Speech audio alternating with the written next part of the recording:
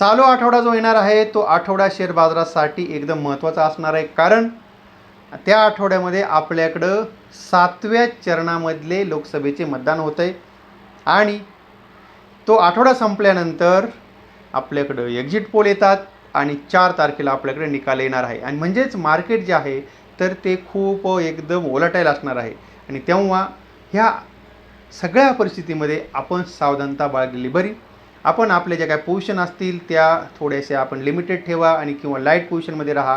आणि शेवटी बघा, कुणाचंही जरी सरकार आलं तरी मार्केटमध्ये मोमेंट ही होणारच आहे, पण का जर आत्ताचं सरकार जर परत कंटिन्यू जर आलं तर 2-3% रॅली भेटू शकते आणि जर का सरकार जर बहुमताच्या आसपास जर गेलं तर मार्केटमध्ये 2-3% करेक्शनसुद्धा येऊ शकतं.